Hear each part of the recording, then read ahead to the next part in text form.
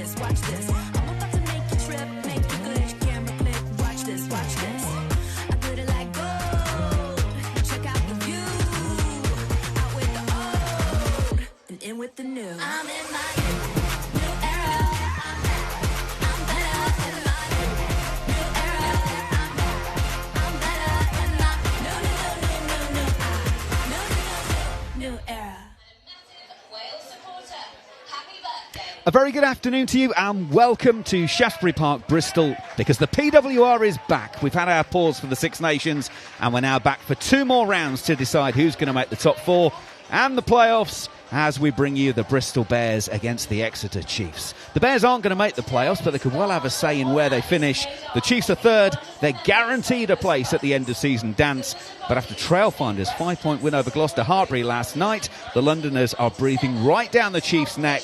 Every point will be vital. It is a fascinating one with plenty of players who are coming back from international duty. Who is going to hit the ground running? We will find out shortly as the Bristol Bears take on the Exeter Chiefs.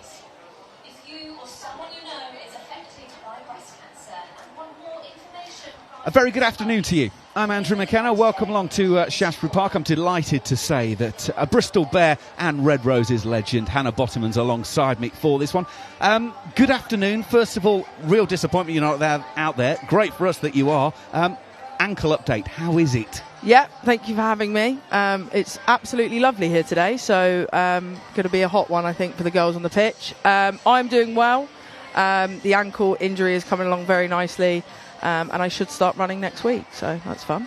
Fantastic. Great news for you. Great news for us. We've got your experience and your knowledge in the commentary box, and I think we're going to need it today because we've got two packs of forwards that like to set up really good ball for their teammates, and it's a massive weekend in the PWR. We mentioned in the opener there, Trailfinders' 5-point win over Gloucester Hartpury last night, 41-39. They were victorious in that game on Friday. The Trailfinders actually were outscored 7-6, but that win sets them up perfectly, and that is where we are today. We've got our game at 1 o'clock and Harlequins against Leicester at 2:30, Lightning against Saracens tomorrow to round things off. Right, let's get stuck into the build-up for this game, and we will hear from both coaching staffs now. Steve Salvin in a moment, but first Scott Lawson. Scott, it's been a long layoff since the last game. Are the girls ready to go? Yes, we've had lots of international representation, like Pac 4, Six Nations, and then the group that have been in it training all the time are ready to get on the field and put all that hard work into practice. There must be a real buzz around the place. Millie and Chris coming back from international duty just lifts it that even more. Yes, same. We've had a really successful campaign, a lot of debutantes, Demelza Short, Delaney back in the squad as well, and then all the experienced internationals that are used to going away. So lots of energy, lots of celebration of individual achievements this week, and we're looking forward to putting that into a collective performance today. Fascinating team selection. Millie getting her first start at 10. Just talk me through that one.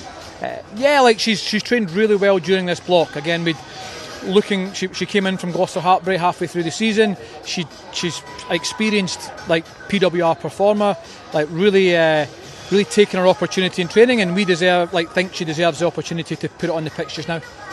And on this, look, it's a gorgeous day. It's perfect for running rugby.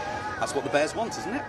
Yes, we've got to be mindful, a set piece, a physicality, that speed of ball to allow us to go and express ourselves. So we've talked about that this week. But yeah, the Bears way will be on display today, and it's great here at Shaftesbury Park. We see the stands are up. This is going to be a record home crowd. Thousands of people here on a great day. This is everything we want as a club and what the league want as well. Thank you. Go well. Appreciate it. Thank you. Steve, I'm sure you're going to tell me it's all about you, but how much has Trailfinders' result last night stiffened the resolve a little bit for today? Well, good question. I don't think it's changed anything really. We knew there was a reasonable chance Ealing would get a result last night. I think everyone's aware of the issues Gloucester have got around injuries at the moment, so there's always going to potentially hamper performance to some degree. But I thought Ealing played really, really well. And actually, as much as it got a little bit tight towards the end, fully deserved to win the game. So I think from a league perspective, I think it's great. You know, I don't think teams going the duration of the season unbeaten is necessarily the most positive thing for the league, because you want jeopardy on every game. And I think going into the playoffs, you want games where you don't know the outcome before they happen. So you know, great result for Ealing. Congratulations to them. But I wouldn't write Gloucester-Hartpury off just yet. I'm sure they'll come good off the back of it. So on to you today. You've got a couple of people playing in, shall we say, less familiar positions. Would that be fair? Yeah, absolutely. Obviously dictated by injury. So Maddie Fainarty picked up a little bit of an issue during the Six Nations. Obviously we have got Gabriella Negrelli in the squad, but she was struggling with a little bit of a tight hamstring last week. So we floated the idea on the expectation that we weren't sure if Gabriella was going to be available today. And we thought because we're guaranteed the playoff spot, we thought if we were going to take a punt on something, today was probably the most appropriate day to do. That doesn't mean we're not taking the game seriously, far from it. Like, Dalika Menin is an unbelievably talented tight head prop who carries like a back row. So, yeah, it's unusual, but we don't feel like there's a massive amount of risk attached to it. Liv just picked up a little bit of an ankle issue about 10 days ago now. Nothing massive. Whether we'll see her next weekend or for the semi at the moment, we don't know. Gabby Cantona is obviously nursing a broken leg, so Gabby would have been our natural replacement. We've got Alex Tessier, who's played at 10, but Tess has been so good for us at 13 this year, and knowing Merrin's skill set, again, we thought if there's an appropriate time to do it, it probably was today, so we've gone the same route.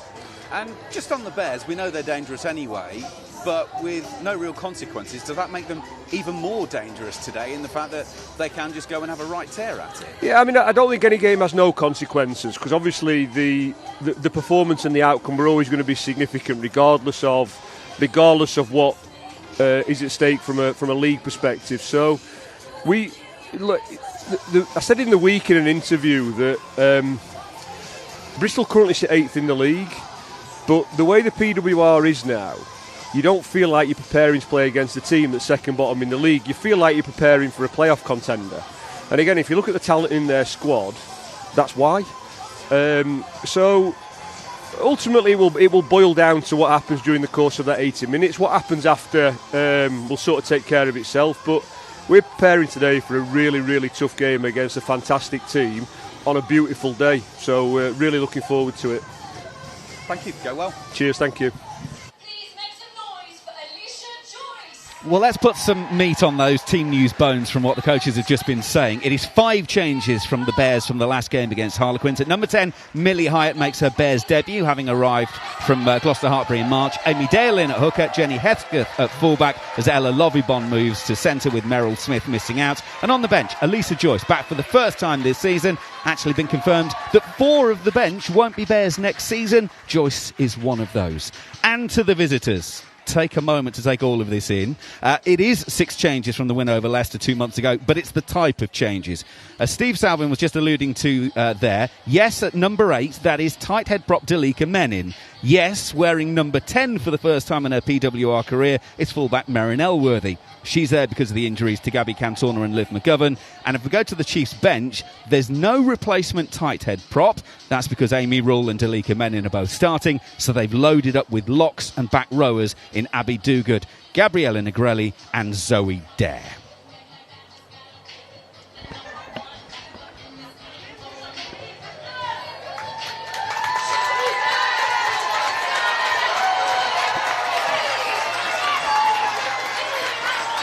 It is the Big Peak weekend to highlight the work done by charity partner Breast Cancer Now. Around 55,000 women are diagnosed every year. That's 1 every 9 minutes, and 400 men a year are diagnosed too.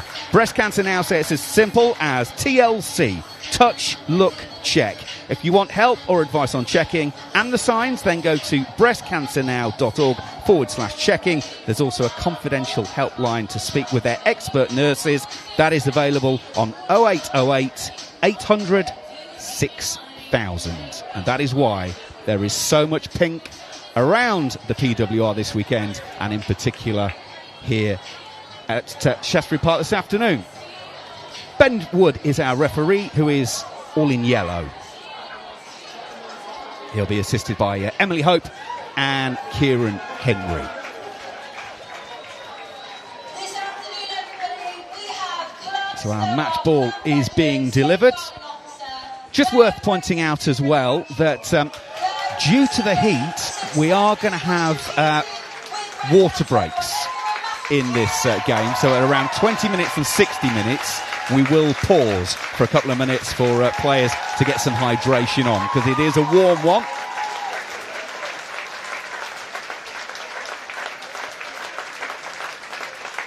Claire Brophy delivering us the match ball. A breast cancer survivor. She makes her way from the field, and we can get things going. Millie Hyatt to get us underway. Round 17, the penultimate round.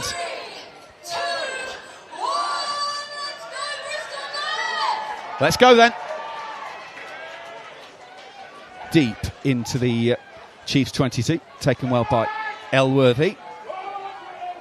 Emily Robinson just outside of the 22 there. Chiefs can get some early touches. Elworthy offloads to Dalika Manning. How's she going to go with that number 8 shirt on her back?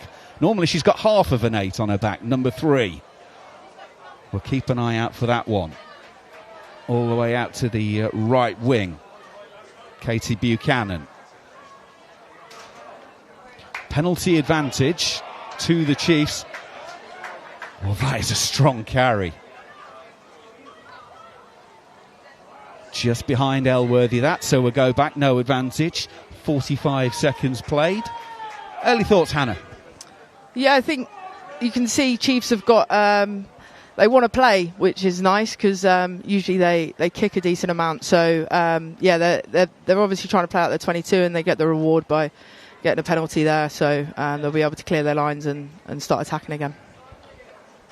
So we got a prop playing number 8. Would you fancy a bit of a trundle at number 8? I would. I think it would. It's a lot less stress on my back if I was to play number 8.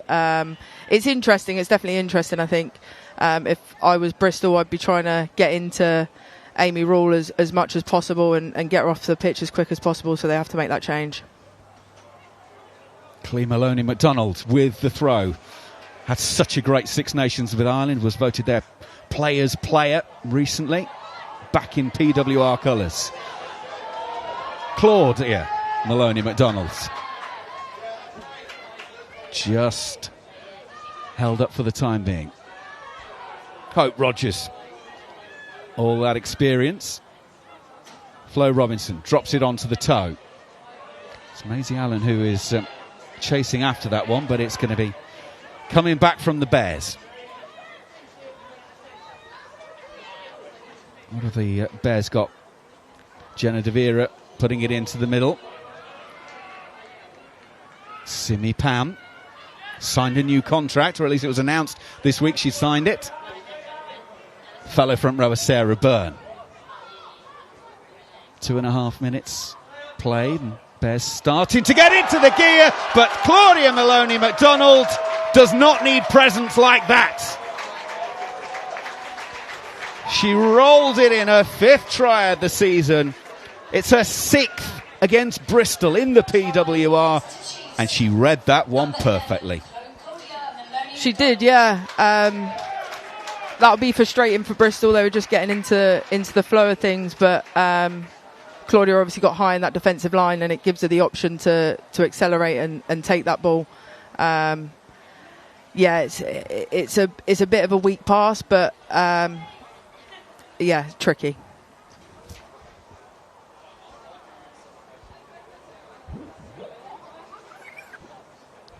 She had a good Six Nations, 1 try and 4 appearances.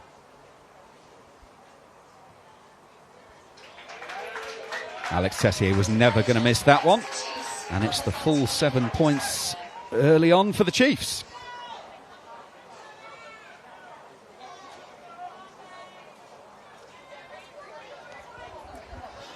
Well, that's the perfect start for the visitors, isn't it?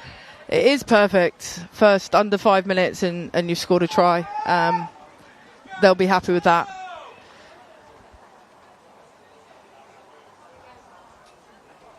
Bears are just waiting because they've actually got a player in the in-goal area behind the post. And the referee is saying, well, she's not the kicker, and therefore we don't technically need to wait.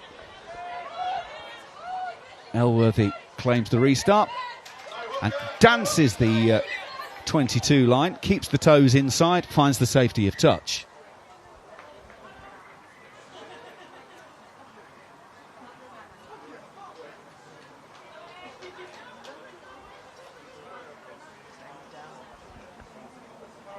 So Amy Dale is needed for the line-out duties, so we will pause now.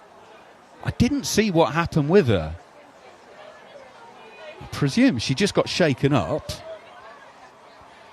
Well, straight back in it and play darts. Off the fingertips. It is collected up, though. Dale will gather it in. Bevan whips it through the hands of Hyatt, goes to ground. Master Mulhern kicks through, but we're going to play the knock on. A little bit scrappy from the Bears' point of view, and this is something that we probably need to touch on here, Hannah, in the fact that for a lot of the girls, we talk about the Six Nations, the Pac 4, but some of the guys haven't played rugby for 2 months. Basically, they have trained, but training and matches are different. Yes, it's a long time to spend away from playing competitive rugby for a lot of these girls. We used to have obviously the cup that would run in that space, but that is no longer a thing, which is a bit of a shame. So yeah, it's a lot of time to have off, as well as obviously new players coming back in. So you expect it to be a little bit scrappy.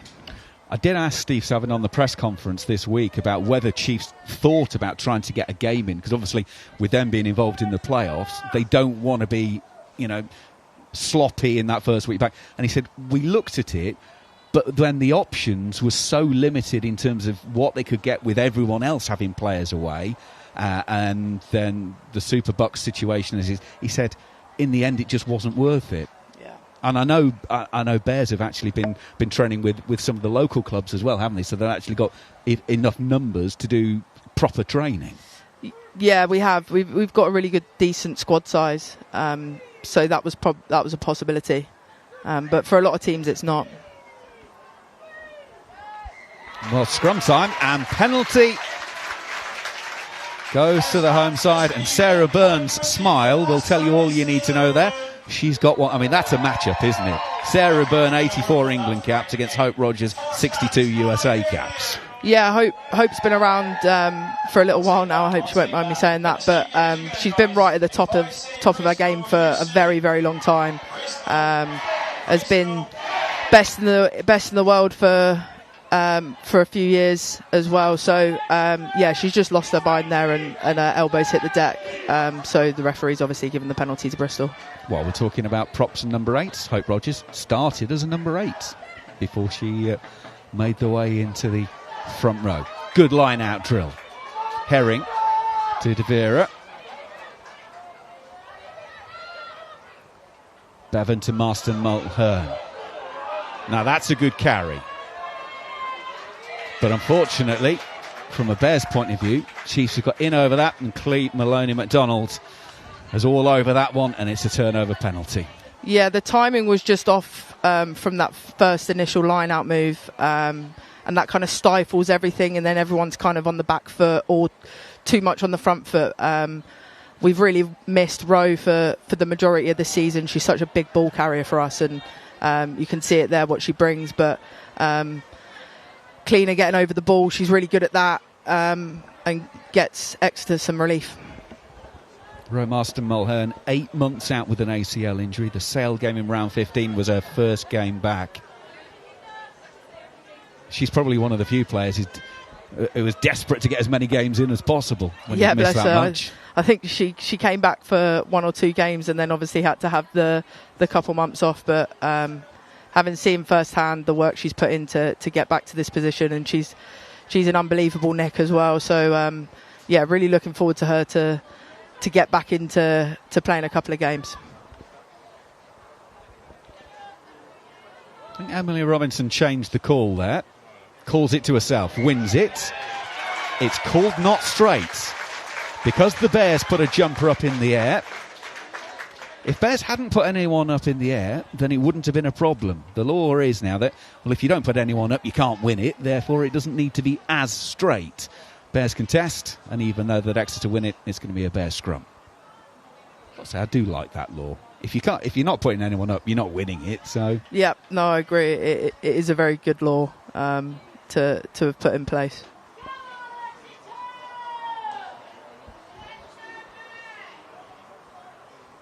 Scrum penalty went the way of Bristol last time. Bristol.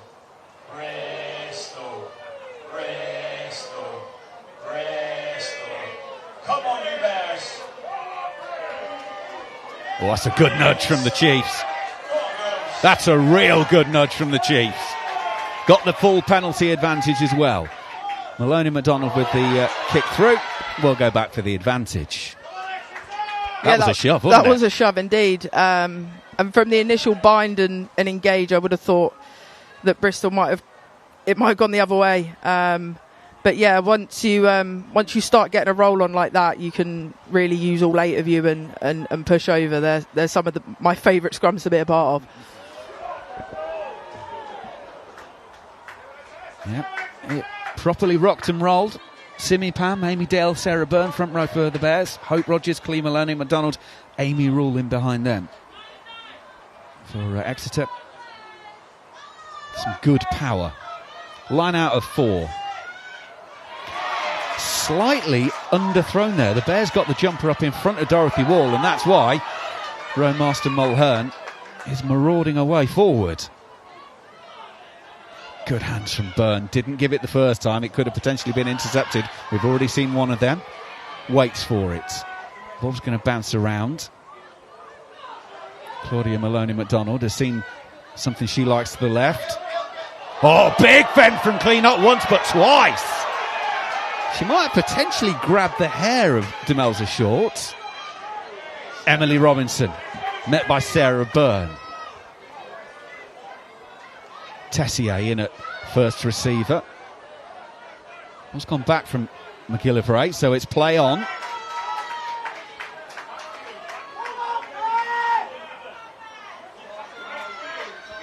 It's scooped up by the Bears.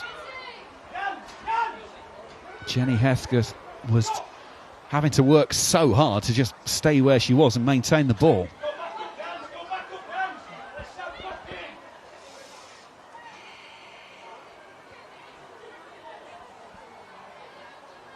Breakdown is always a hugely competitive area and it's so important in the game, but some of the breakdowns so far have been absolutely ferocious, and there's another one, and it's a turnover penalty for the visitors. Yeah, from that kick from Claudia, that was a great kick in behind, and we get stuck in behind there. We then probably don't get set quick enough. Bristol don't get enough depth, and then what happens there is, because you're not winning collisions, because you're not running onto the ball, because you haven't got the depth to do that, sometimes it can be difficult to win them, and obviously the support wasn't there quick enough, and another great turnover from Exeter. Amy Dale's down again, which will be a little bit of a concern. I don't know if it's the same problem again. Looks like she's holding right wrist. Jess Sprague is the replacement hooker for the Bears today. The 22-year-old would be only her 3rd appearance in the league this year. The other 2 coming in round 7 and 8. You might just notice in the background there, by the way, that the stand's on the far side, which is great for us here. It's all to do with the NFL teams and American football that is played here, but it's a welcome little sun trap today, isn't it? It is. It's nice to see some stands up. I'd love for them to stay, because I think it gives the supporters a better view of the game when they can sit up there. So Yeah, it would be nice for them to stay. I don't think they are, but for today it will do. This doesn't look particularly good for Amy Dale, does it? It doesn't, no. Obviously with Lark Atkin-Davies currently pregnant, Amy Dale's really stepped up for us this season. She's really grown into herself, and she's been a great replacement. But yeah, she looks in a bit of discomfort. Well, with the pause, the chance to tell you there is some big news out of PWR Towers. As you can see there, they have launched the app. You can get it either on the App Store or via Google Play. All your fixtures, your news, all your bits and pieces, get the PWR app, and you can get all of your information at your fingertips while you're scrolling away at your desk when you're supposed to be working or revising for your exams. Because let's face it, knowing the PWR information is more important than GCSE geography. I obviously have to issue a disclaimer at that point to say it's not, because your education is very important, but you know what I'm saying. Very important.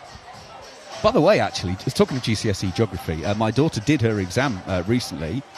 First question, turns over the paper, was all about the geographical spread of the Rugby World Cup venues for the Women's World Cup. Well, you know, look at that. You know you've made it. Yeah, when you're in GCSE papers. exam. Blimey, that's good. She was a bit nervous going into that exam and turned over, first page, there you go, question about the Rugby World Cup. That'll calm your nerves, won't it? Calm your nerves, absolutely perfectly. They look nice and calm, don't they? It is a warm one over there in the sunshine this afternoon. It's a big double header of a weekend for Bristol Rugby, actually. The men were at home to Bath last night in the derby in the Prem and won it. It was a heck of a game, that. I was at that one. Brilliant game, and let's hope we'll get something similar there.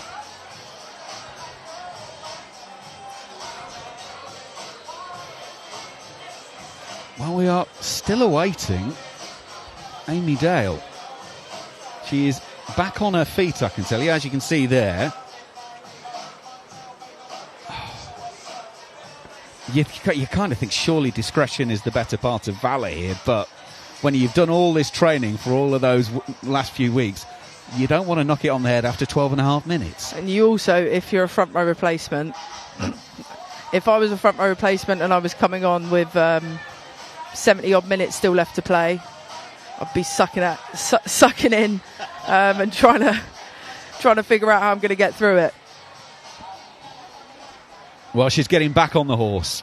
She's going for it. We will have to keep an eye. Line out one by Emily Robinson. And that's a really technical thing. Bristol had too many players in the receiver position, therefore it's a free kick offence. Flo Robinson has a chat with Big Sis, and Emily, the skipper, says we're tapping and going. Maloney McDonald carries hard. Simi Pam with the initial tackle. The pick and go. Now they need to be careful not to be held up. It's been called a maul. Well, just drag her out the way, Flo. If she's in the way, referee sees nothing wrong and gives it as a turnover. Scrum called. Yeah, maul called there, obviously, so you can essentially just lie on the ball, and if they can't get it out, then it's your scrum, which is another nice rule. But yeah, maul called. Bristol scrum. Really want to be getting after this scrum, getting on the front foot, and hopefully allowing us to clear our lines. I don't think I've ever seen a scrum half drag another scrum half out of a maul before. I've seen props and forwards. Scrappy little humans, those scrum halves. You've got to watch out for them, because they will do stuff like that. I've never seen them try and drag someone significantly larger than them out, though. Another pause, this time ocular reasons. And let's face it, you need to be able to see what you're doing. That you do. Jenny Herring is now back in sharp focus.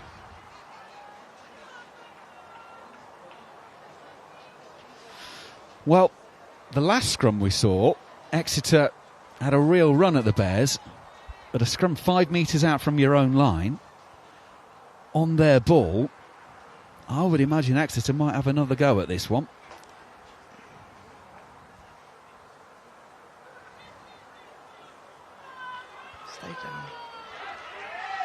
Got the initial nudge and win the penalty. I'm going to turn to my right and the scrum doctor. What did you see? He's given that against Burner, I think, for potentially dropping a bind and collapsing. Which those really are 50-50s, but we're away, so I'll stop talking about scrums. Tap and go. Now that's going to be held up over the line and a goal line restart. Goal line dropout. Hope Rogers went for it. She scored 4 tries against Bristol in the PWR down the years. Yes, Sarah Byrne underneath it. Sometimes in those scenarios, you're actually better off trying to get under the ball and pulling someone over, because you get to relieve yourself a little bit, as opposed to pushing them back. The Welsh rugby journalist Paul Williams came up with a great phrase, the duvet tackle. Basically just envelop them over you and your body is between the ground and the ball and it cannot possibly be put down. Well, I like the duvet. Chiefs come again. Maisie Allen with another carry. She's been so good this season. Maisie Allen. Back to her in a moment. Amy Rule takes it into the 22. Well, Manning is rolling on forward. Tessier. Oh, lovely hands out to Maloney McDonald, and she's just taken into touch before she releases it back inside. Yeah, there were some really punchy carries there. And as a defensive line, I mean, we talk about speed of ball quite a lot as rugby players. When a team has really quick speed of ball, it allows them to stay on top of defenders, which Exeter did really well there, but a good tackle from Renika on the edge. Yeah, Renika Bonner doing enough defensively. I think Amy Dale might have the $6 million woman. I think we might have finally broken her. She's just going to make her way up. Well, she got to almost 17 minutes, which is a bit further than she might have got. She's going to be a bit sore tomorrow. Yeah, Jess will be thanking her for that.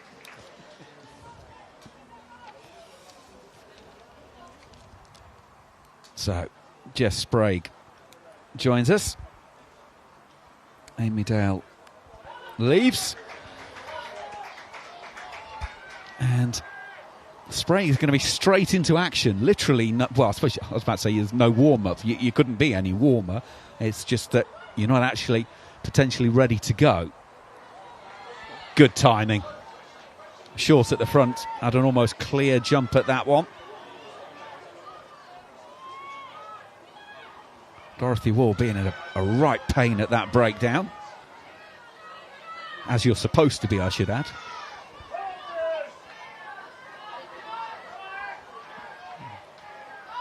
Bevan waits till everyone is in exactly the right place. Stays on the dance floor. Maloney McDonald finds Poulan. Poulan, the Canadian international. Oh, what a lovely offload. Here come the Chiefs. They are rolling forward. But it's been stolen. Bears get in over the ball. There's no one in the backfield if they can get it down the pitch quickly. Hyatt wasn't able to on that occasion. It is going to be cleared. Oh, where's that bouncing? Who's first to react? Oh! Bevan thought she had it, and then the rugby ball had other ideas. The Chiefs come again. Emily Robinson. Flo Robinson. Cleaner Maloney McDonald's. Tessier, numbers outside. Try is scored.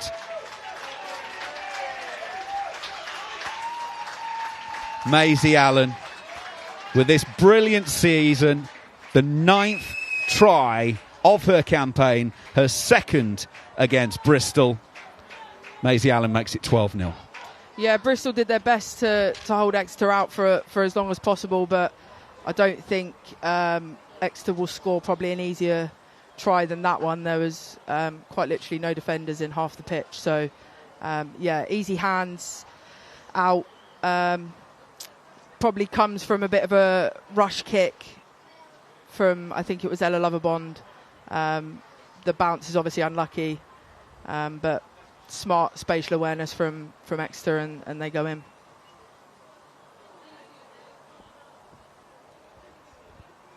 Tessier again with a pretty straightforward conversion.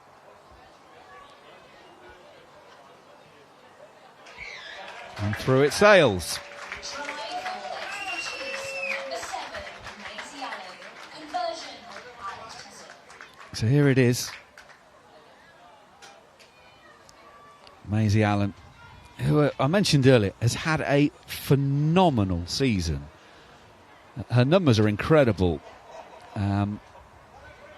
93 gain line carries, has her fourth in the league. 252 tackles, she leads the league. 30 clear of Jade Conkle. And 12 turnovers won, has her equal fourth in the league.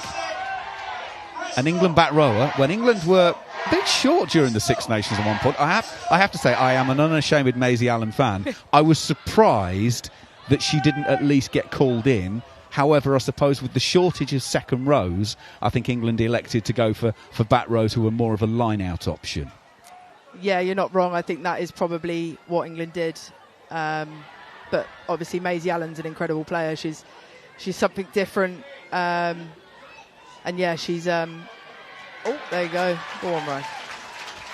I do wonder, just one final one on Maisie, I wonder when Marley does eventually retire. She feels like the like-for-like long-term replacement for Marley. If you've got Maisie Allen and Sadia Kabea as your two sevens, I don't think you're in a particularly bad place. No, you definitely wouldn't be in a bad space at all, no. Right, Bears' turn then. Millie Hyatt on her debut, having arrived a couple of months back from Gloucester Hartbury. Her first game of this season. Sprague to throw. Well, the line-out was caught but then lost. But it is knock-on advantage to Bears. Bevan finds Marston Mulhern. Delaney Burns drives that on to make sure that Marston Mulhern gets to floor. The scrum advantage is gone, so it is play on now. Bevan to Byrne. It's a great low chop tackle to stop Sarah Byrne. You have to take her legs away, and even then she'll find a way more often than not. Best position that Bears have been in so far.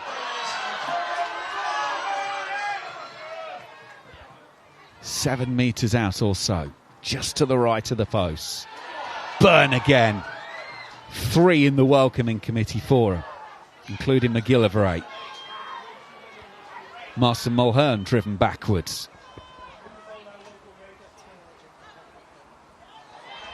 Simi Pam.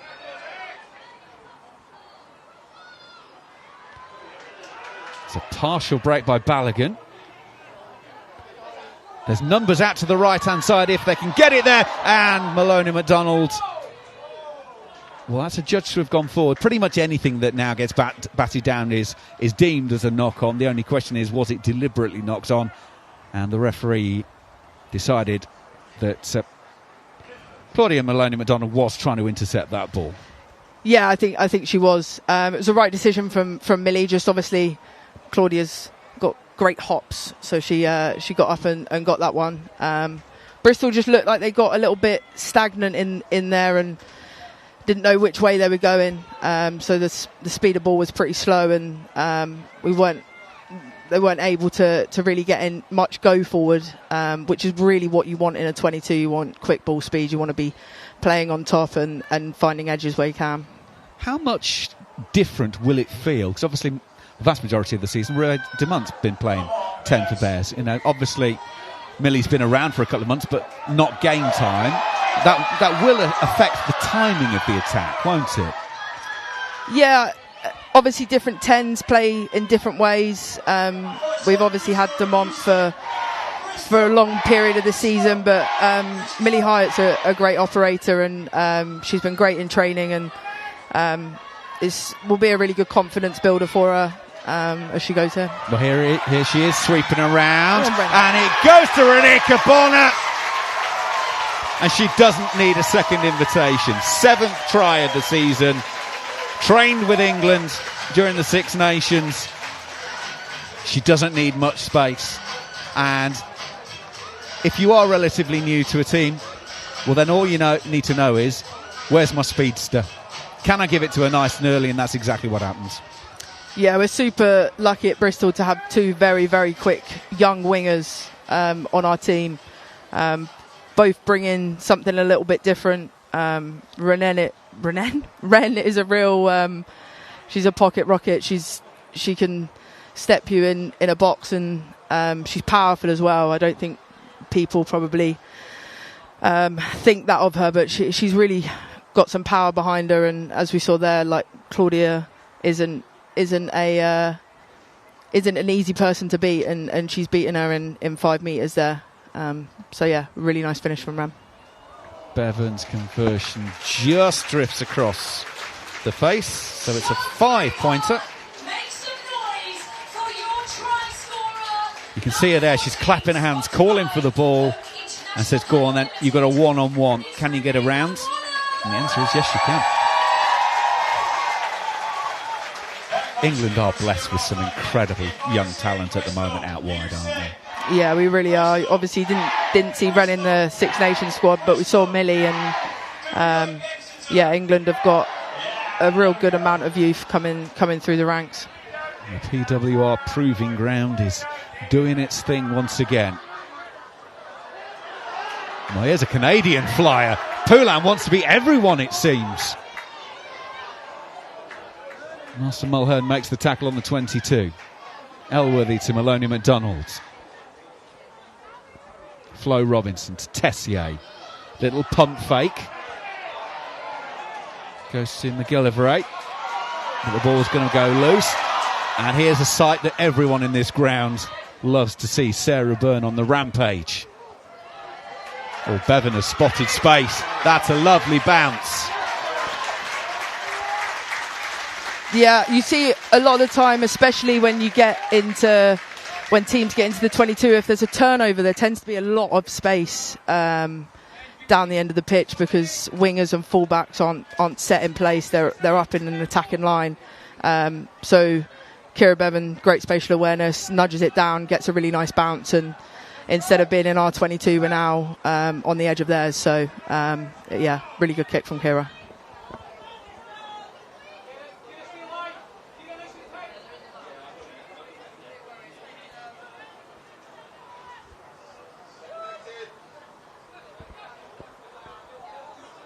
To the tail it goes.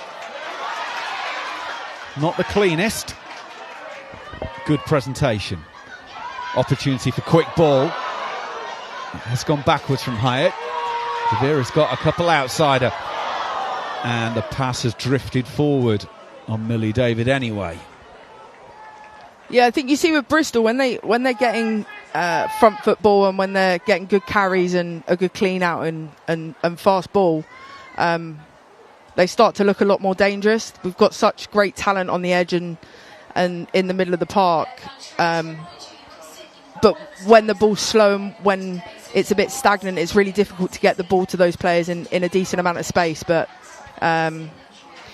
Jenna Devera there, it's again the right decision. Execution is slightly off, but it's promising for Bristol. Rowmaster Mulhern receiving the treatment at the moment, and that looks like they're testing the integrity of ligaments.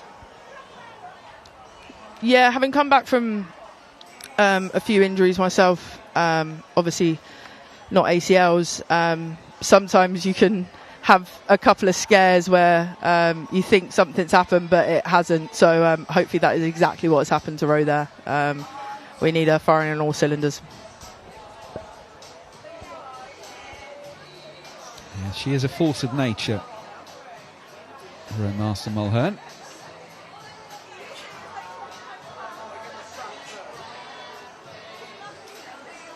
Well, we've gone past the official 20-minute for a water break, but the referee is saying that as we are stopped, we're kind of having an unofficial water break, is where we are. So we'll pause with about 12 and a half minutes to go. Bears having scored 1 try, Chiefs having scored 2. So just a reminder that it is the PWR's Big Pink Weekend, to highlight the work done by charity partner Breast Cancer Now. Around 55,000 women are diagnosed every year. That is 1 every 9 minutes. And 400 men a year are diagnosed as well. So Breast Cancer Now say it's as simple as TLC, touch, look, check.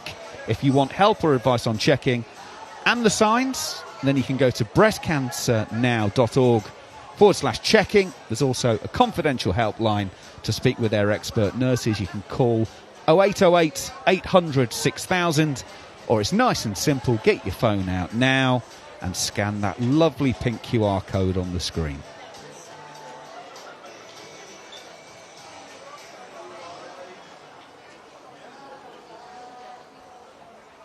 I have to say there's some cracking outfits in the ground at the moment. I mean, there's a couple of rascals in the commentary box as well, it has to be said. A couple of decent bucket hats floating about. Absolutely.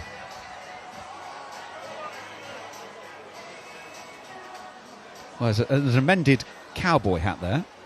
Smart, that. Yeah, sort of bears with a pink tinge, like that. I wonder if that's in the club shop or that's the club shop that's been accessorised. I reckon someone's put a Bristol bucket hat on top of a cowboy hat. Pretty clever, actually. It is incredible how that cowboy hat thing has taken over. Just something that started off something silly amongst the squad turns into a money-making marketing scheme. Well, yeah, and they're nice to wear as well, aren't they? So. Well, Ellie Kildunn was recently voted the Rugby Writers' Personality of the Year. She was awarded the Pat Marshall Trophy, the 50th person to win the Pat Marshall Trophy. It's a very prestigious award, and Nick Heath, the chair of the Rugby Writers, went over to France because it was the weekend of the Six Nations Decider, presented with the trophy, and there is a wonderful trophy of the Pat Marshall Trophy with a cowboy hat on. And I have to say, it looks kind of funky. Scrum, going blind, still going blind, still going, finally taken to ground, 20-metre carry. Offloads are starting to come for the Chiefs. There's huge space out to the left-hand side. Elworthy gives to Rogers. Maisie Allen puts some pace on that ball to Poulan. Poulan is taken to ground, 10 out. Clee Maloney McDonald's. There's penalty advantage. Linda van der Velden with the carry. Now Emily Robinson. Bears are over it. The turnover would have been pretty good, so we go back for the original penalty.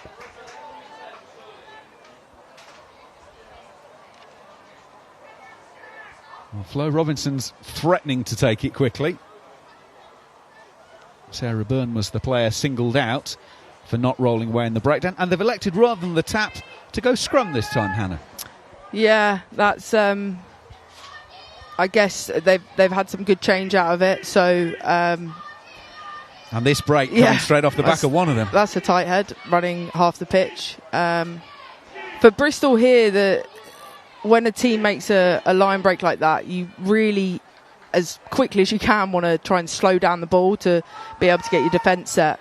But Exeter here, some really nice handling, forwards, backs. Doesn't matter what number you've got in your back. Everyone can pass a ball, and look where they are now. Well, this is a cracking position. This is 15 in from the left touchline. So they can threaten to go down the blind side, or they've got that lovely open space. Depends which way the scrum naturally wheels, and you can make your choice from there. Yeah, Bristol have really got to get after this. They want to make this ball as messy as possible, or even come away with a penalty or a turnover in this area.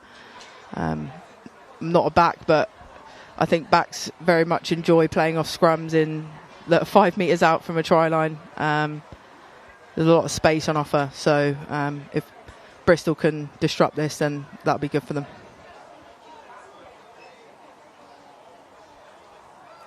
Chiefs have had the advantage in the last couple of scrums. Can they on this one? It's there for Robinson. Goes to Tessier. Short ball. McGillivray. Very close. Robinson over the top. And Flo Robinson, on her 99th Chiefs appearance, has her 4th try of the season. Very acrobatic that was. Yeah, a strong. Oh my goodness, a strong scrum from Exeter. And they punch up the middle with a strong carry from Nancy, and Flo just picks her space, dives. It's an easy try for her, and well set up from the rest of the team. Worth saying, you can't dive to avoid a tackle, but you can dive to score. So that's why Flo Robinson is allowed to score in that way. It has to be said, Tessier is now 3 for 3 from the kicking tee, and every one of them's been bang in front. The try scorers are helping their kicker out.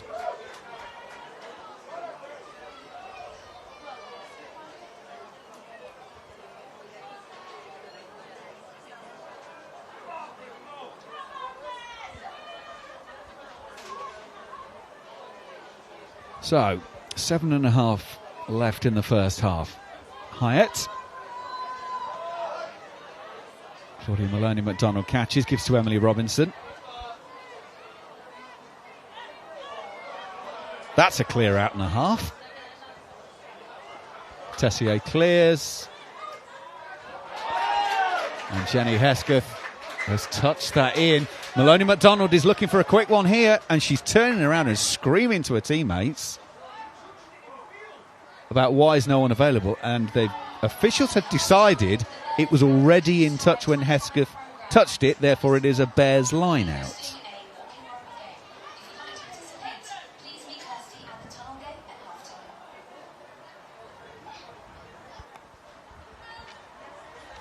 Sprague to throw. Balogun gets up.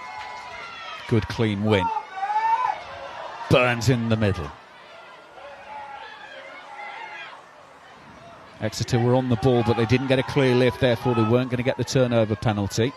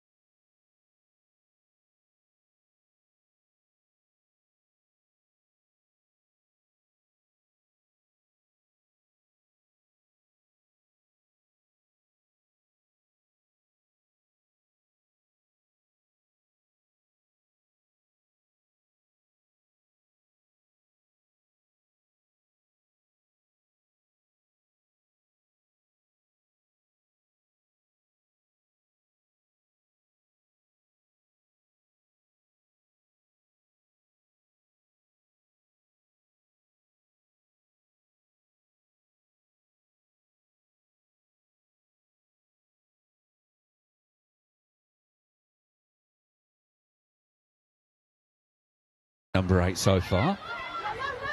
Opportunity for Dorothy Wall.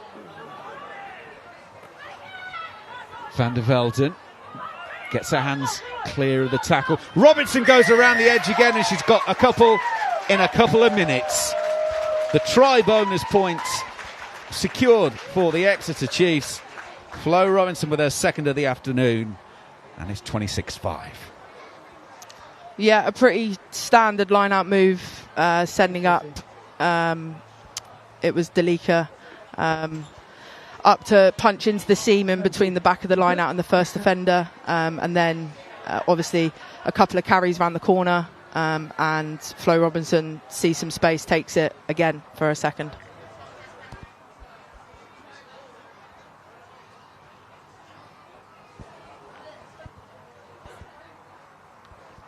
So another straightforward conversion for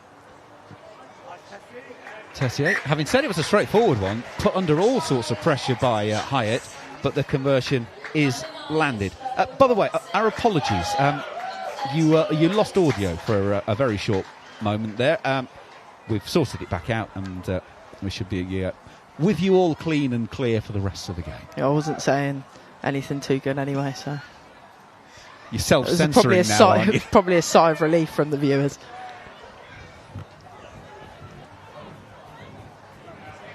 Chiefs have enjoyed their first half. Just over 3 minutes of this first half to play. Amy Rule with the carry. Robinson goes back to Tessier under pressure. Rides it. Manages to get the kick away. Millie Davids. She's just looking for a weak shoulder to go back in on. Coming across. The tackle was made. Master Mulhern. Hyatt. Just off the fingertips of Devera. Officials happy at the moment. Sarah Byrne tips back inside. Play on tap is still complete.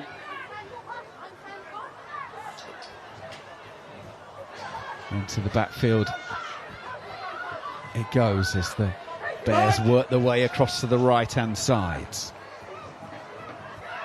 Devera stopped before she could really get into a running there. Tipped on by Balogun. Byrne enveloped. She gets her knees to the ground, importantly, so the tackle is complete. No, you've got to release first. Fell north. Didn't really present south there. It was really hard for Sarah Byrne to get that ball back. It's been kicked through, and it rolls, and it rolls, and it rolls. Not enough. About 3 millimetres more, it would have touched the whitewash, and it would have been scrum back from where it was kicked. As it is, it's a goal line dropout. Is Claude Maloney MacDonald off to the ice cream van stall? I don't know, I'll see her there if she is, though. She was charging away off on the far side. She was, yeah.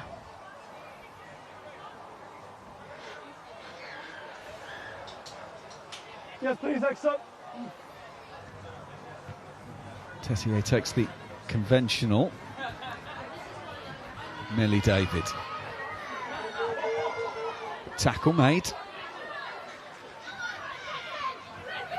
Hyatt.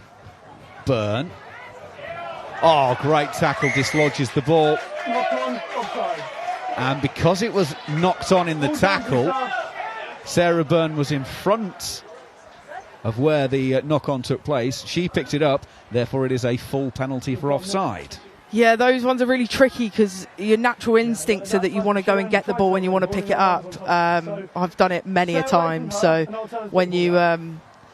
It's obviously a penalty, but yeah, it's a tricky one when all you want to do is get the ball back.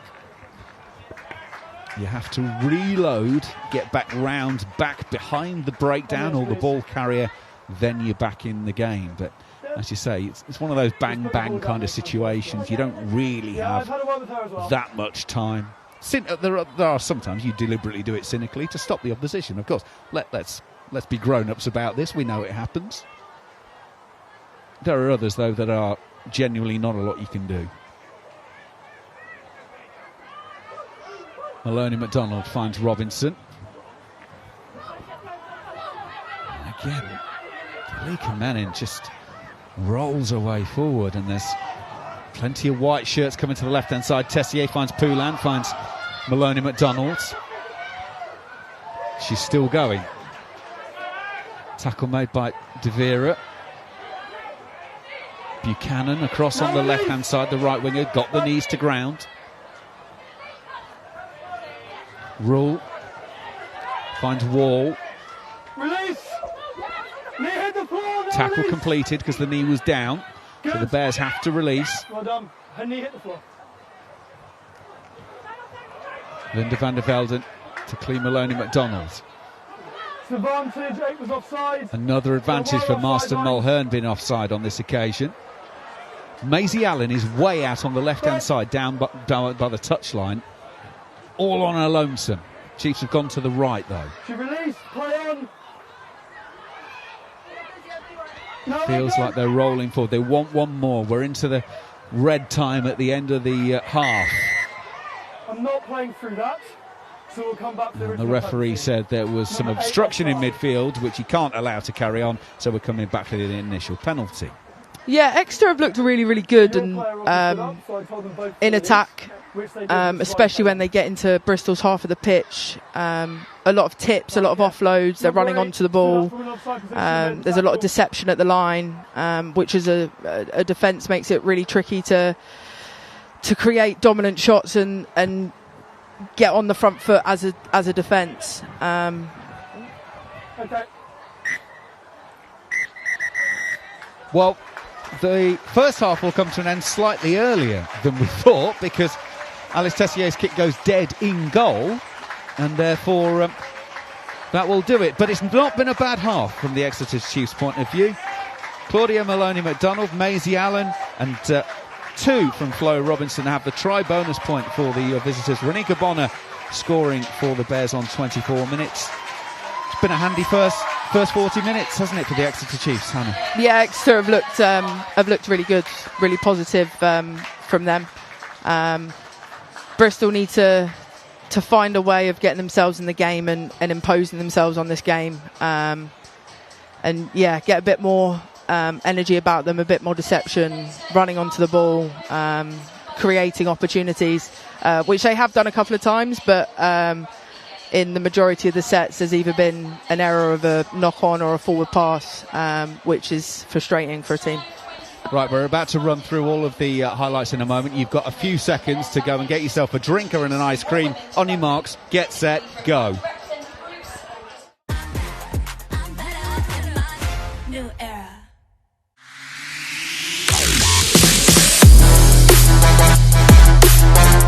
Help tackle breast cancer. Breast Cancer Now, the official partner of Premiership Women's Rugby. Tackling breast cancer together.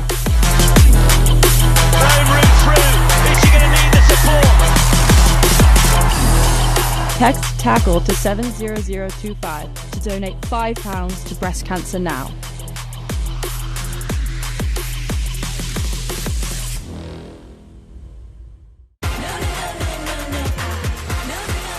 New era.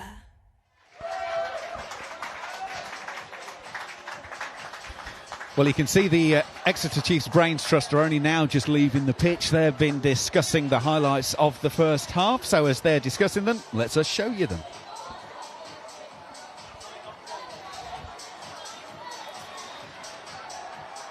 Yeah, the first try just comes from a bit of a weak pass, and Claudia reads it really well and just gets in there. I think sometimes as players you can kind of make a decision of where you want it to go, and obviously the execution of that pass wasn't great. So yeah, a pretty easy try for Claudia to start him off. Yeah, welcome back to Exeter Chiefs from international duty. She read the pass perfectly, and then the second one, in the end, although the build-up was longer before that, in the end it's a straightforward one for Maisie Allen.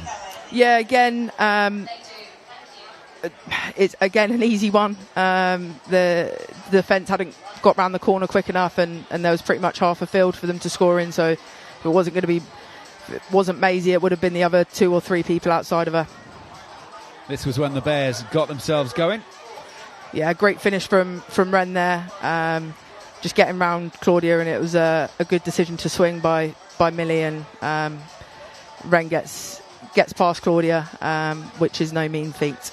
Yeah, she'll have enjoyed that. A nice little one-on-one battle, getting one over your opposite number. And Renika Bonnet with her 7th try of. Yeah, the scrum for Exeter is pretty positive at the moment. So a scrum on the 5 metre line, punch up with one of your bigger ball carriers into the centre, and Flo just picks out a hole and dives acrobatically over and gets her first try of the day. Again, another of the players who was on international duty with England during the Six Nations. She came off the bench in all 5 games. She got one, and she got a second one pretty shortly afterwards. And look, I guess we expected Exeter to be strong and to do that. Will Bears be slightly disappointed in maybe the ease on some of the points they've given up?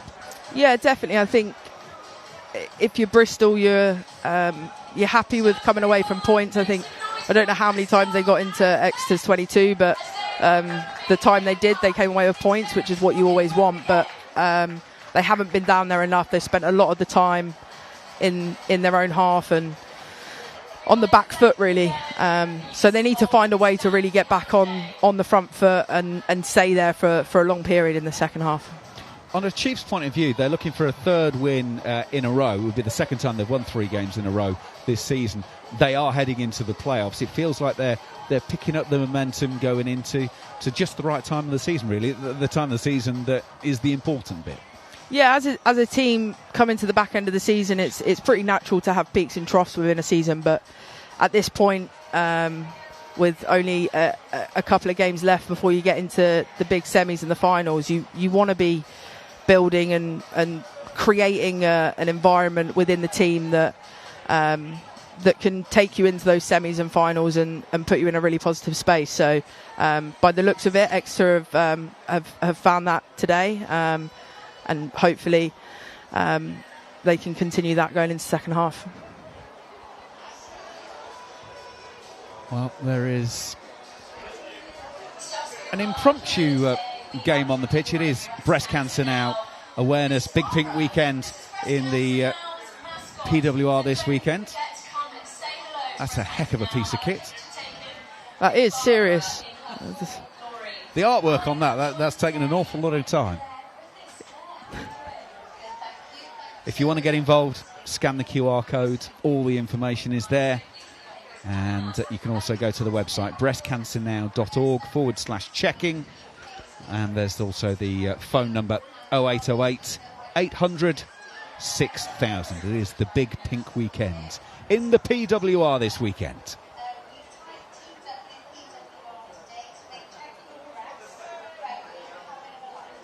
More in just a moment, and the second half coming shortly as well.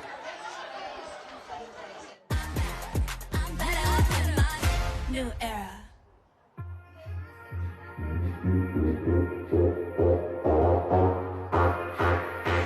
Make checking your breast regularly a habit of a lifetime. Touch. Touch. Touch. Look. Look. Check. Touch. Look. Check. Touch your breasts. Look for changes. Check anything new or unusual with a GP. Touch. Look. Check. Together, let's kick breast cancer into touch.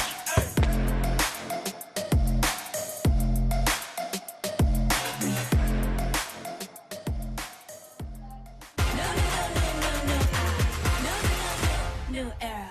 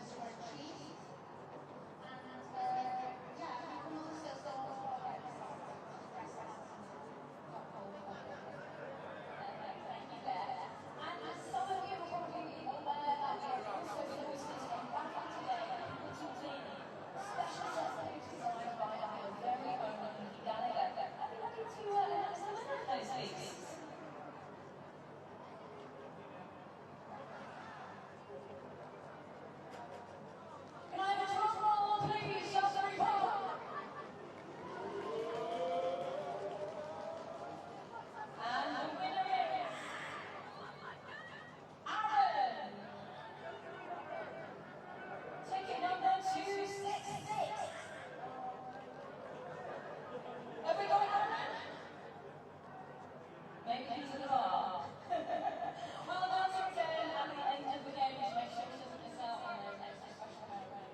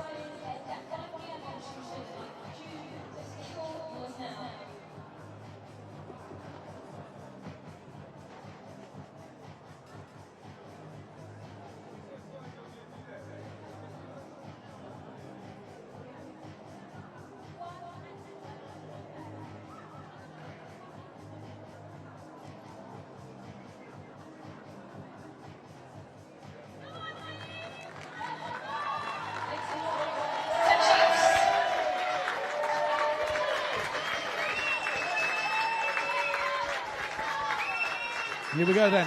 Ready for the start of the second half. The Chiefs are with us.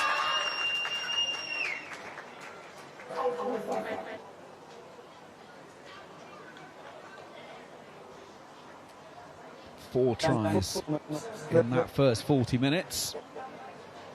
Right. We're now ready. Yeah. It's a case of we found what we need for the contract. trying to keep the pressure on, keep the momentum going. But it's all good. The Chiefs will be going to 51 points. Therefore, they will be 5 clear of the trail finders going into the final round. Trail finders on their final round are at Saracens, while the Chiefs will be at home to Sale.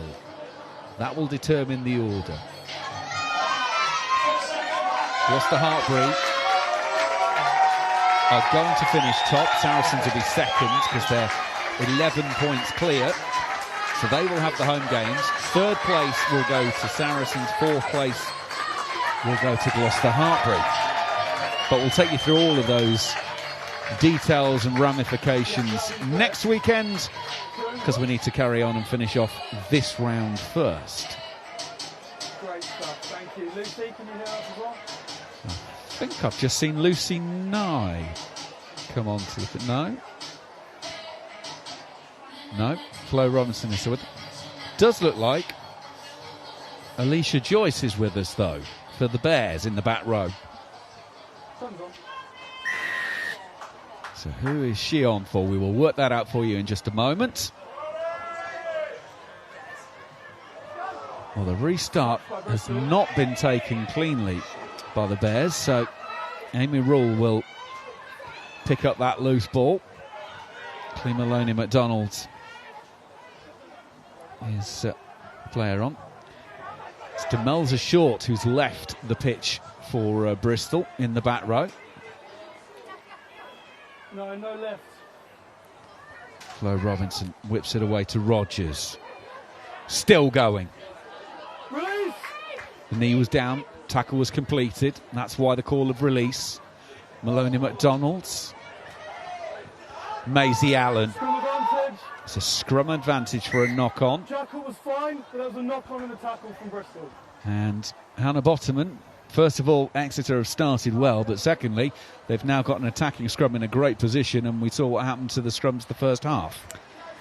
Yeah, and a centre field scrum is even better than the one that we had before for the backs. Just a knock on in the tackle there from Chris, but Exeter have started where they left off in this second half. So just to confirm, it is Demelza Short who has left us. 4 appearances for England in the Six Nations for the 19-year-old. I was here a few weeks ago. Abby Ward was on co-commentary. She said, keep an eye on Demelza Short. She is going places. And a few weeks later, there she was making her England debut. It's been a heck of a season for her. First attempt of the second half will need reloading. High.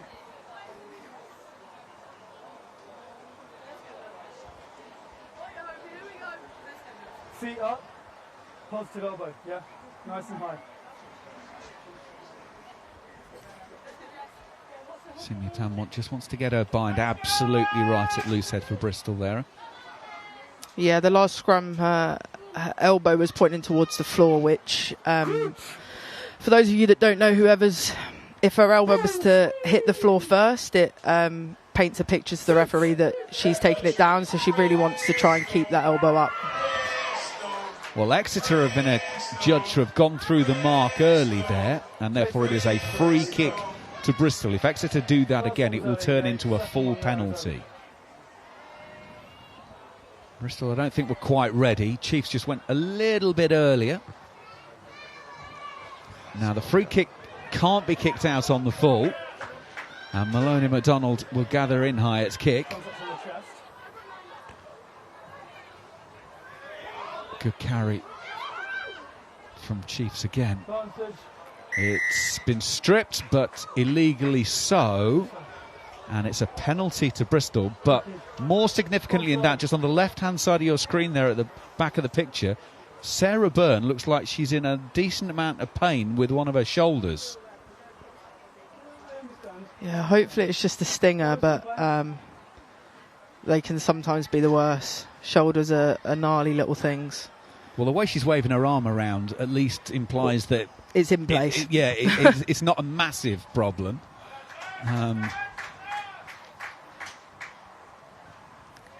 Hope she's going to be okay to do carrying later, because she arrived with her little dog earlier. She did arrive with little Pippa, yes. So may need to be on carrying duties later on. All right, she's okay to carry on and takes her position for this line out.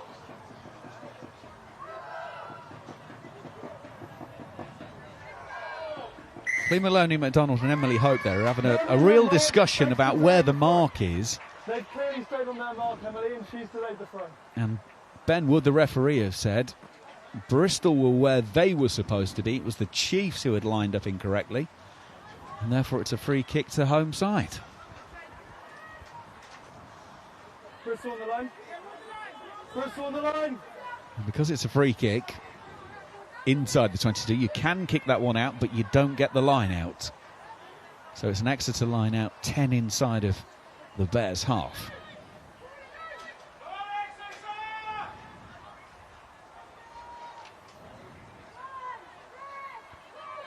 Arrive late, and then the movement. And to the tail it goes. Dorothy Wall is way up in the sky for the line-out win, and is Elworthy to Tessier. Lovely offload to Maloney McDonald. Right the tackle, and in she goes. All the way to the back end. Second try. She got it down just before she got to the dead ball line. She got a try 3 minutes into the first half. She gets a try 5 minutes into the second, and the Chiefs have their fifth. I thought she was going to do a Forrest Gump and just carry on running and just not stop. Just carry on and carry on. No, this is a really nice first phase try from Exeter. Again, lots of deception at the line. Everyone being an option. And then, obviously, a nice offload from Tessier on the floor, and Claude is quick and powerful, and she gets through a couple of tackles and scores a try right at the back end of the dead ball, which is risky business. Why would you do that? I mean, showboating? Oh, that's the only. I can't think of a logic to why you do it. Yeah, maybe just elongating her time, I guess. Getting the GPS stats up. Yeah, maybe. She doesn't need that though. Her GPS stats are too high.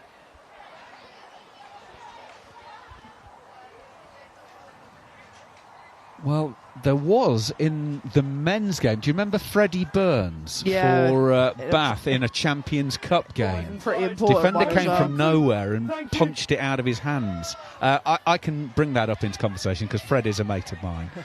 Otherwise, I wouldn't be brave enough to do so. Afternoon, Fred, if you're listening. I think he might still be in Romania at the moment playing. Because, you know, where else would you be playing? Here come the Bears, half break. Tackle made by McGillivray. Simi Pam. Slow ball De Vera. Little show and go. Fires the offload to Alicia Joyce. Just ricochets away and it's a knock on. Well, as I mentioned earlier, Alicia Joyce will be leaving along with Jazz at the end of the season. It's going to be a bit of a theme throughout the entire PWR, Hannah, isn't it, this summer, in the fact that the Scottish and Welsh players are kind of being recalled back to their own nations to be available for the national team. So there's going to be quite a bit of player movement this summer. Yeah, there likely will be. The Scots and the Welsh, a few of them contractually are having to go back, and a few of them choosing to go back because it betters their chances. But yeah, it would be sad to see quite a few of our girls go, but obviously wish them all the best. Good to get one more appearance in a home game for Alicia before disappearing. They obviously made the comeback after after the birth of the child and getting back into Wales duty, but this is a fantastic break by McGillivray, and Flo Robinson could be in for the hat-trick here if the tackle's not made. The tackle is made, though. Great cover work. Millie David. Oh, and it's stolen. Turned over. But it's turned over, and Chiefs have got advantage, and they go in for the 6th try of the afternoon. And Hope Rogers is going to score, and there is a yellow card as well. Yeah, in that scenario, that yellow card's been given because Millie David, after making that unbelievable cover tackle, is offside, and in that area of the pitch, very close to the try line, it's deemed cynical, and she was always going to be shown a yellow card for that, whether it's deliberate or not. But what a fantastic cover tackle. But then just getting up here, she gets in the way of the pass, and Jenny Herring trying to kick the ball away, but a front row on the edge, trundles over.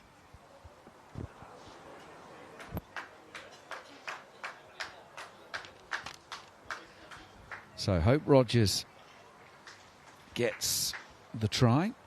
Tessier with her hardest kick of the game so far, just drifts slightly past the right-hand post.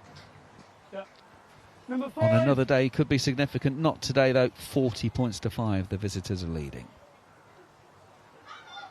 Yeah, it would be easy for Bristol to sort of keep their heads down and kind of just go through the paces for the next 30 minutes. But it's really important for the girls to get back into the game and try and get something from this, whether that's a last 30-minute performance from the team or scoring more tries. So hopefully they can produce that.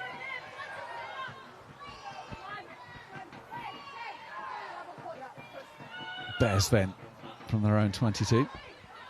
Devera asked Master Mulhern to carry. She stopped almost immediately, though. It's not the cogs haven't quite clicked for the Bears today. If we're honest, they look like a team who haven't played for a couple of months. Would that be a fair assessment, Hannah? Yeah, I think that's a fair assessment, definitely. But yeah, they haven't really looked like the Bristol Bears that we know and love. Sometimes you do just get games like that, and there's not necessarily any reason behind that. But I think coming off the back of 2 months off, players coming in, new players in new positions, it can sometimes just cause a bit of disconnection, which is what we're seeing. Well, as a result of that try, the Chiefs have elected to make changes. So Emily Titosi, Gabriella Negrelli, Francesca Granzotto and Lucy Nye are on. Titosi in at hooker, Negrelli into the forwards. Granzotto is onto the wing for Claudia Maloney-McDonald's, and Nye replaces Flo Robinson at scrum half. So they've done their work for the day.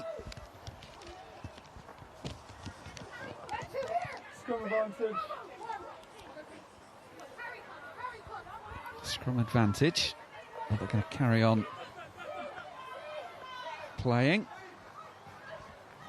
The scrum advantage is called over, but here's the break, and the Chiefs are going through once again, and she's only been on the pitch a matter of seconds, but Francesca Granzotto has scored try number 7.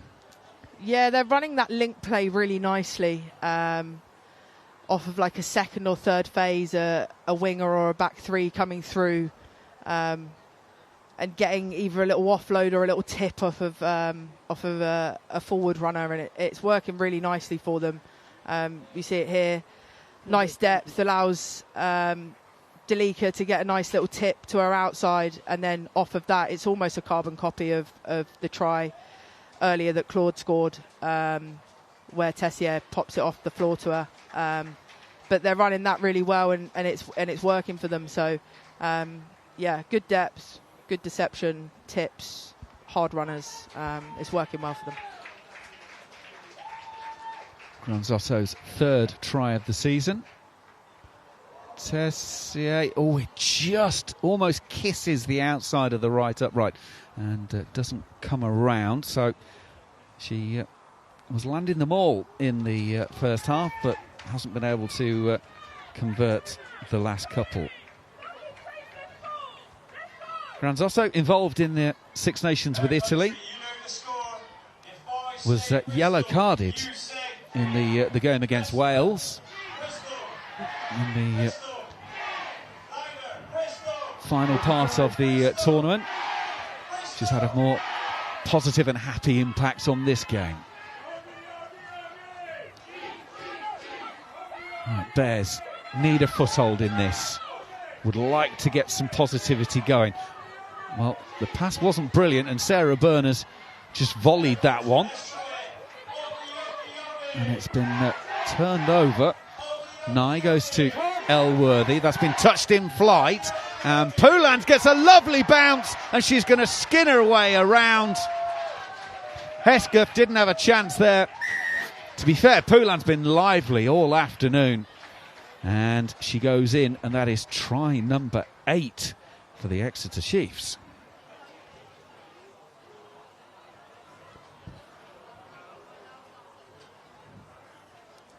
And the half century is up. Yeah, this is it's a bit tough for Bristol. They're not getting the rub of the green with much with the ball bounces and Yeah, I've got that. We and played 50. other things. But yeah, it's tough. It's a chip that's been touched, now that and comes right, obviously I'll let you know the if bounce it's of the ball lands directly in Poulan's hands, and she is a lively player, as you said. She's got a lot about her, and she's a good runner with the ball. So yeah, she's just been away recently on Canadian international duty. And speaking of Canadians, 3-time World Cup player Tessier slots that one.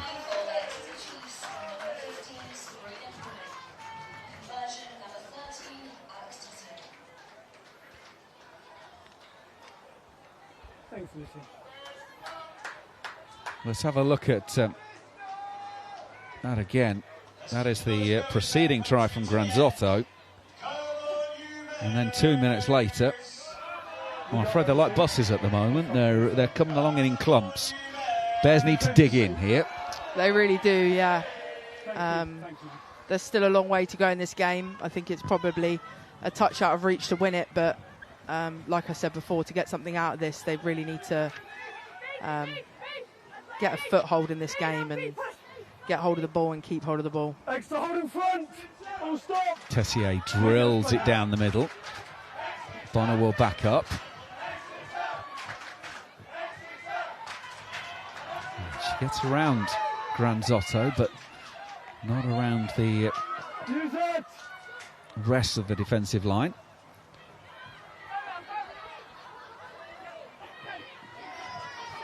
Pull away now.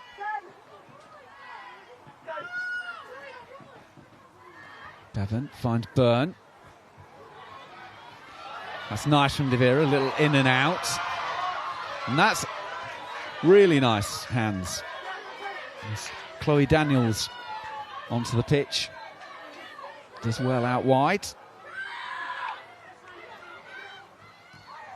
Bevan has slotted in the outside half position as Hyatt's moved into the centres, but unfortunately the pass was just a little bit low. Yeah, that leads to the knock-on. That's really unfortunate because that's probably the most positive Bristol have looked in the second half, definitely. Just some offloads, some big carries and some speed of ball. But yeah, unfortunate. I'll step out of the way for you.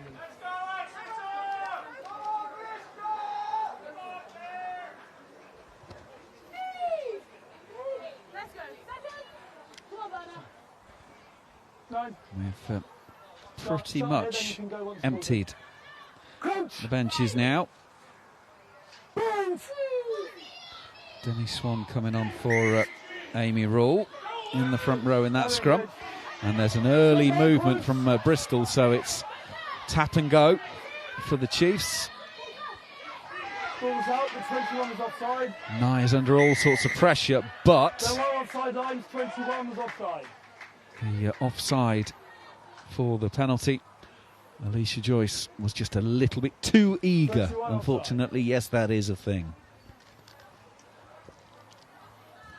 To be fair, I think at this point, you'd probably rather players be too eager, even if it does end up giving away penalties, than not eager enough. So a bit of a silly one, but at least she's giving it a good go. No, absolutely. It's almost trying to show the coaches that, isn't it, at this point now? Actually, I'm still working hard. I'm still doing it. I'm still prepared to put myself in that place. That's what they're doing there. They're forcing the Chiefs backwards. Good presentation, though, for Nye in the end.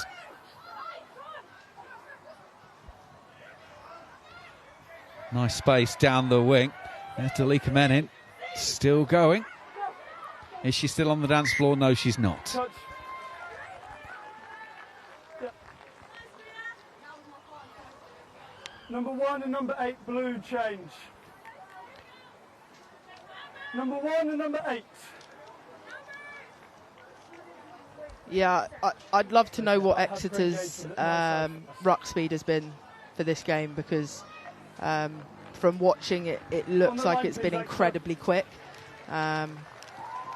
That could be a combination of them being really quick to the breakdown, or Bristol not making enough of a fight. But it's been very quick, and the scoreline probably shows that. Not straight. Option. Simi Pam and Roe Marston Mulhern have left the field Scrum head. to be replaced by Pamphonette Buisa and Maisie Davis. Have a look this side this time. Maisie Davis there wearing 17 straight into the front row. Yeah, the mark is just inside, as was the line out. Came off the bench for Wales in all 5 of their Six Nations games. Clear gap, wait till set. Someone you'll know and have worked with a lot, Hannah. Good young prop. Yeah, she is a good young prop. She's probably got a touch to learn in the scrum department, but around the field she's lively. She's a big ball carrier, and she likes a nudge too. So yeah, she's definitely one to watch going forward. She's got a lot of potential.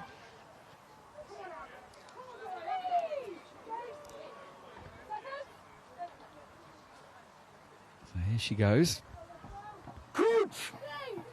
On the Chiefs' ball.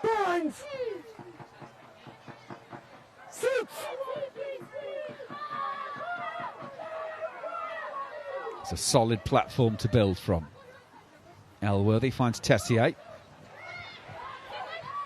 Gilvery gets ball and tackler, but rides the contact. Poulin. Trap by Exeter.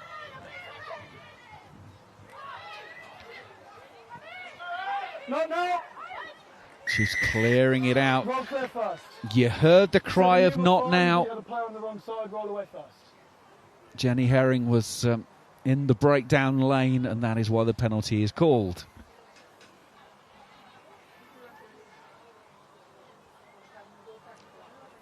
I think that's incredibly harsh, if I'm being perfectly honest. I think Let's go then, the please. tackler and Chris has rolled away. It isn't in the way. And Jenny's on the ball. But I'm not a referee. So No, good. You were fine. I suppose The player has to roll fast. all you want is consistency, isn't it? The tackle on the far side. Sorry, I didn't catch the number of who it was. Really good scrumming, girls. Second time, much better. Balanced. Stable.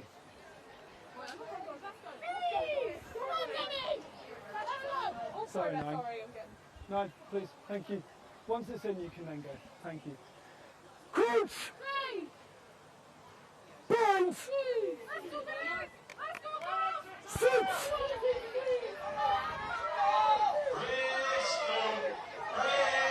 A little bit of a nudge from the Chiefs there.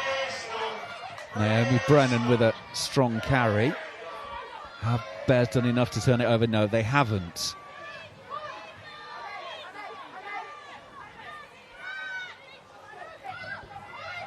Negrelli carrying hard.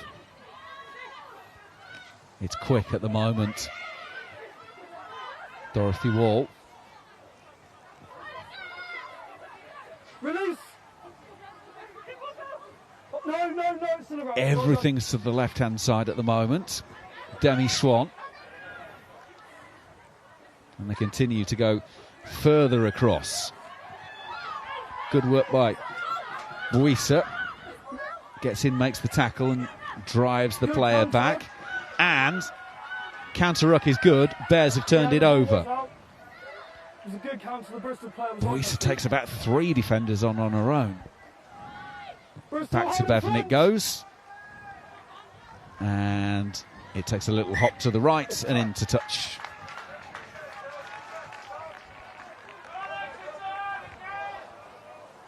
Bristol, take the line, please.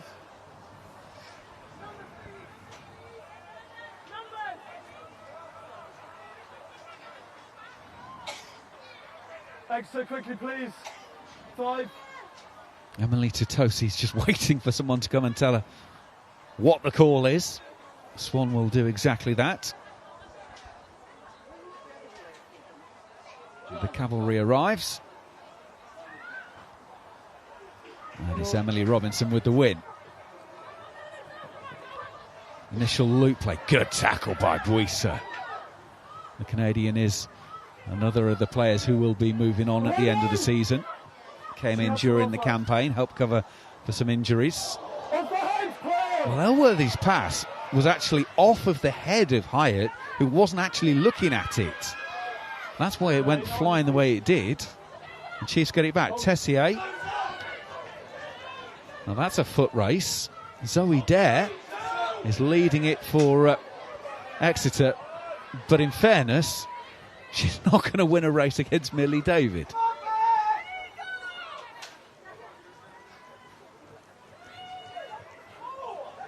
That's been ripped out of the hands of Maisie Davis. But the tackle was complete before the ball was ripped. Therefore, it is a penalty to Bears. Number 8, tackle and no release.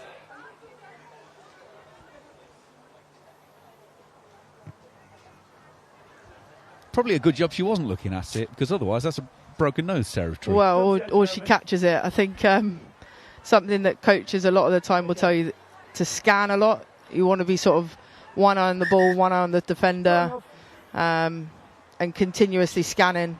It's probably a good lesson for Millie there to keep having a look at the player with the ball and the player that she's going to be defending. But yeah, your vision in those scenarios is pretty important to keep your head on a swivel. Now that's Dalika Menin leading the pitch. And Bears had emptied the bench, so we will need a player to come back. Okay, Exeter, please. And it will be Amy Rule. Exeter on the edge of that line, so meter off, please. Thank you. On the edge, please, Exeter. Time up.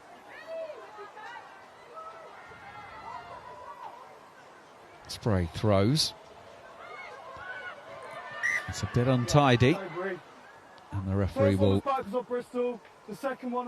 give the knock on against the Chiefs, so it's going to be a Bears scrum.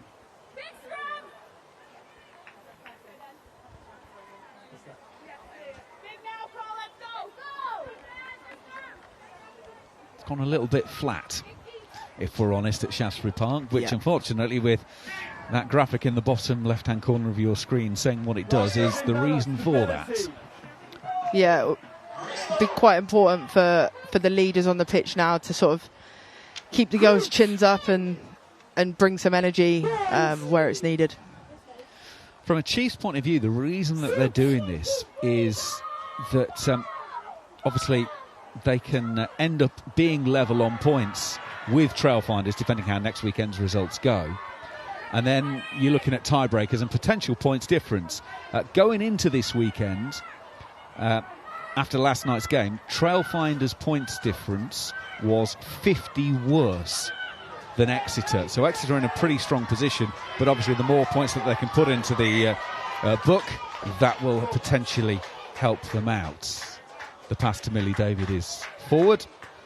Poulan makes the tackle anyway, just to be certain. And again, that's just one of those little things that's not really going for Bears. If we look at sort of the phases that came before that, everyone's kind of taken the ball pretty statically because we've probably not got enough depth, which makes it pretty easy to defend and really hard to attack because you're making rush decisions, and then obviously a forward pass on the edge is difficult, probably either because the wingers overrun it or Ren has just passed it forward. But yeah, it's tough to watch. It's like we said earlier, the cogs just aren't quite meshed yet. And, you know, just little bits of timing here and there, little bits of angles here and there, but they're adding up to big things. And they're adding up to big things like holes there for Elworthy to go through. And she whips the ball out. And Granzotto has another. The Italian winger has 2 for the afternoon and joins Flo Robinson and Claudia Maloney-MacDonald getting a couple of tries in the game. And it is the 9th of the afternoon for the Chiefs. Yeah, and it's another first phase try. Millie Hyatt just gets a touch high, and the defender inside of her hasn't pushed off quick enough. But in saying that, Exeter have executed incredibly well this whole afternoon, making the correct choices and decisions when they've needed to, and have had the execution to back that up. So, yeah, another great first phase try for them.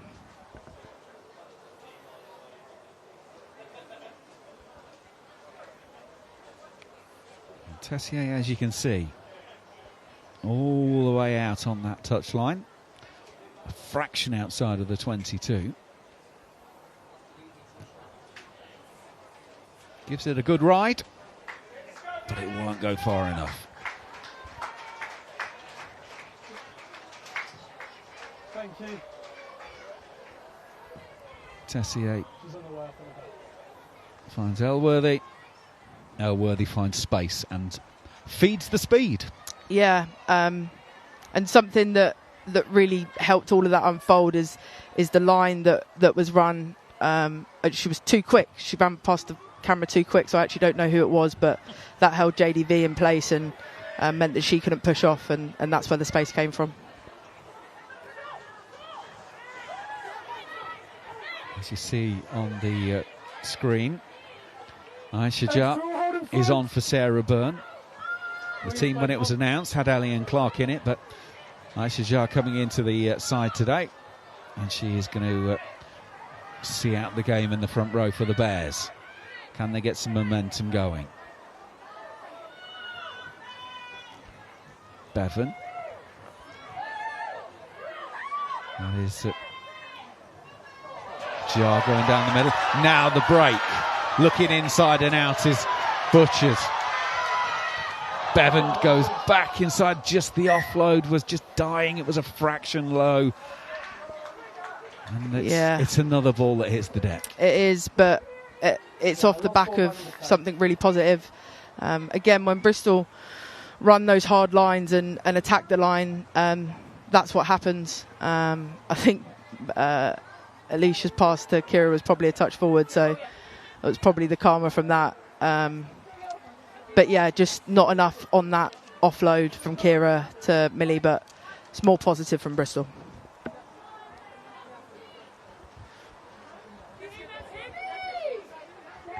Stability. Crunch. Burns.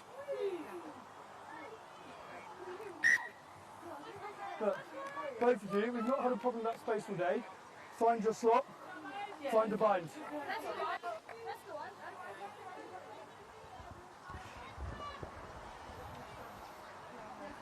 Referee laying down the law, saying we've not had a problem with the scrummaging spacings till now. Good. Bind. Sit.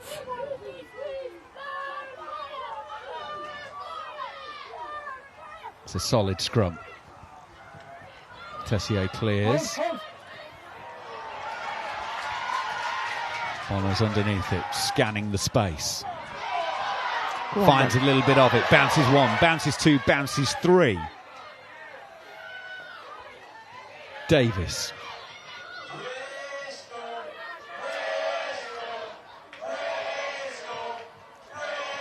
Rhea Clark trying to get the momentum going. Whips it away to the right-hand side again. Well, it's on the bounce, but at least this one is taken cleanly by Hyatt. Chiefs have got 3 in the backfield at the moment, potentially expecting the kick. Bevan takes that one off of her knees and does kick. Stands up and stays on the dance floor.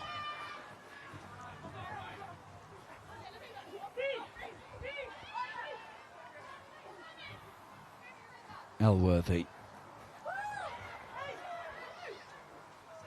Demi Swan. Elworthy had options outside, but he elects to go straight down the middle. I was about to say if that hits the post, it could be very handy. As it is, Millie Davis is going to have to go 5 metres deep in her own in goal. And there's some tired bodies in front of her. Zoe Dare makes the tackle as she approaches the 22.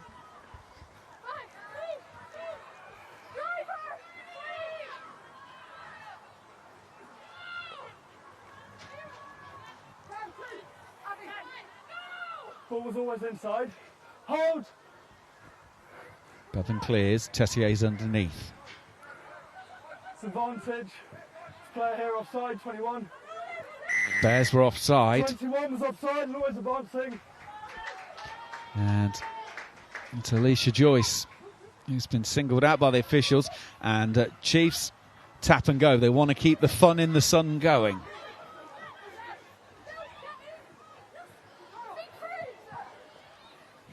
Elworthy heads back towards the centre of the pitch.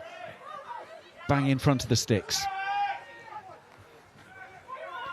Dare. Tackle made. Good, clean presentation. Swan acts as the link, but it's intercepted. Boisa. Well, there was a hand in there from Poulan. Yeah, I agree. Number 15, deliberate and attack opportunity. And Poulan, well, she'd almost turned and gone before the referee brandished the card there. I think she knew she was going. The only problem is she's gone to the wrong side of the pitch. She's come down to our side, and she needs to head over to the far side. Number 15, deliberate knock on, denying an attacking opportunity.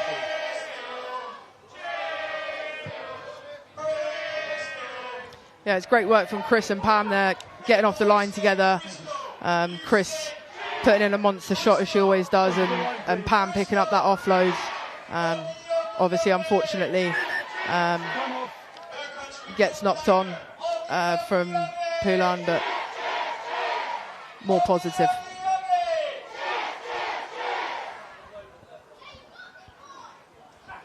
No, not really.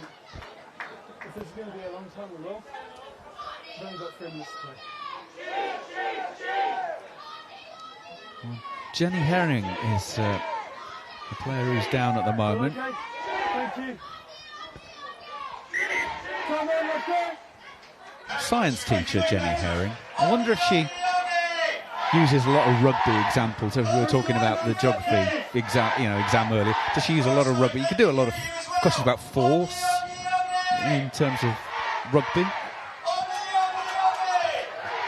Well, they're going to need some force in the defensive breakdown because the Chiefs have turned this around and got it going the other way again. Oh, Elworthy's not been able to hang on to that one. Boisa is doing the job of the dustman at the moment, picking up the trash. Yeah, she's had a great amount of hustle since coming on. Definitely what's been needed. Obviously knocked it on there, but hopefully we can get something out of this scrum now.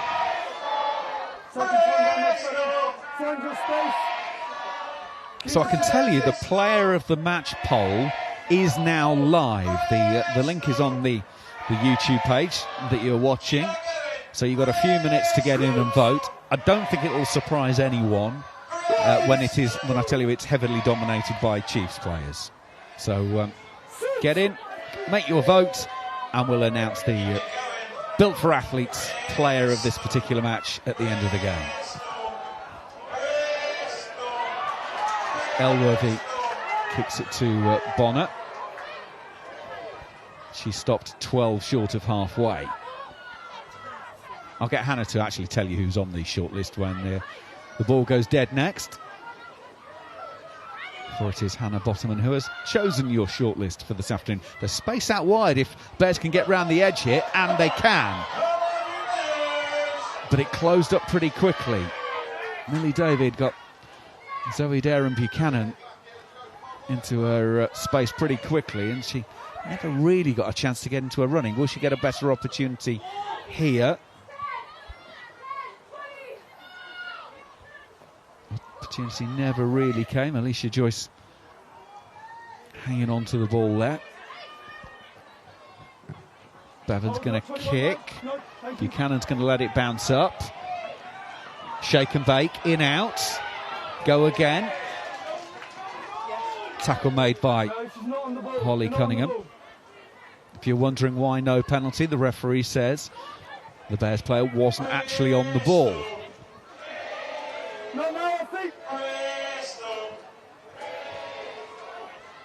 Ball's gone loose again, and Bears have stolen it. Can they get it to the width quickly? Normally turnover ball, 2 passes is your best bet. Unfortunately, that one's hit the deck. Officials have said they've seen nothing at the moment, so they'll let it carry on. Buisa.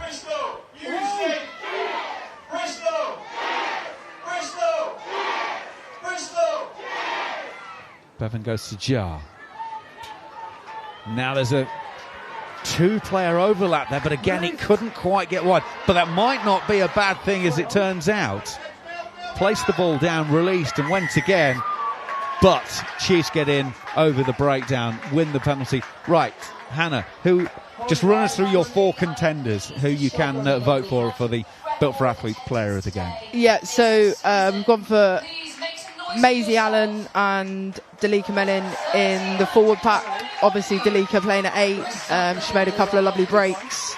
Then goes into the front row, which is pretty impressive. Maisie Allen doing Maisie Allen things, scoring tries, being a nuisance around the place. She's looked lively as well. And then from the backs, Flo Robinson, a couple of tries, controlled the pace of the game really well. Speed of ball for her has been ridiculously quick. She's kept him on the front foot. And then coming off the bench, Granzotto looked really lively since coming on. Scored a try, maybe even 2, I think it is. But yes, a plethora of across the park. But to be fair, the whole of Exeter's team has played outstandingly well. So if you were sitting at home watching the YouTube stream, which one of those 4 would you be voting for? I couldn't possibly say. That'd be being biased.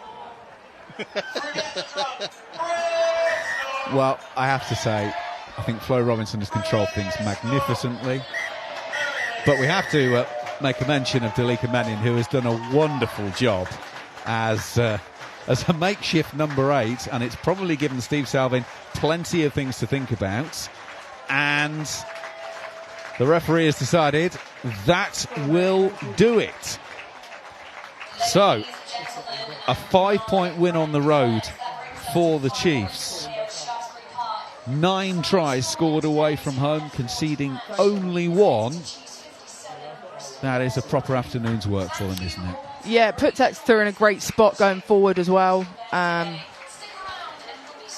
They would have got they will take a lot of confidence from that game. Their attacking game obviously is going very well, and to only concede 1 try. Defensively, they looked really solid. So, they'll be in a great spot. Bristol will have to dust themselves off and get back into training next week for the final game of the season for us. So, hopefully the girls can go away to Gloucester and improve on this performance. They'd won 3 of the last 4, Bristol, coming into today, but it wasn't to be. So it is the Chiefs who equal their best run of the season with 3 wins in this. They previously did that in rounds 9, 10 and 11, and they have now won 6 of their last 8 in the PWR, and those 2 losses were against Gloucester Hartpury and Saracens, both away from home.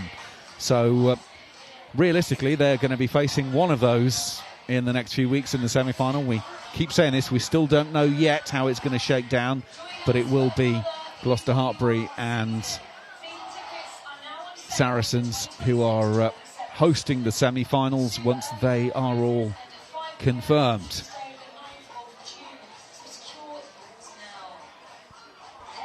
Well, the players are all coming out onto the field, whether they're involved today or not, because of course it is the final home game of the season for the Bears, and there's a bit of a celebration to regard the players who are leaving.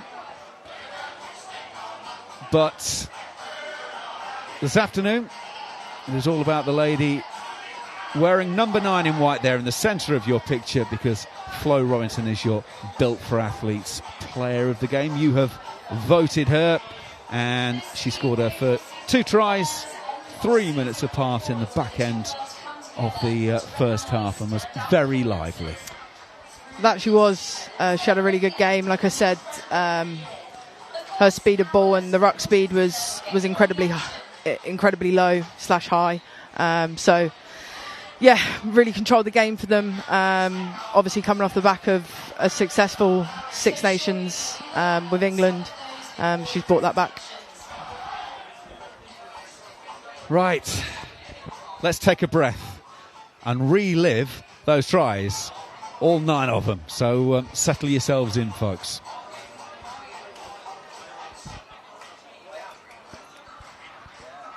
One of quite a few first phase tries. It's again off of that first phase, really nice hard lines being run, a good amount of depth, and then this almost looks like a pre-planned situation, because it happened a few times where the player is expecting to receive an offload or a pop off the floor, and yeah, a really nice, well-worked try from Exeter.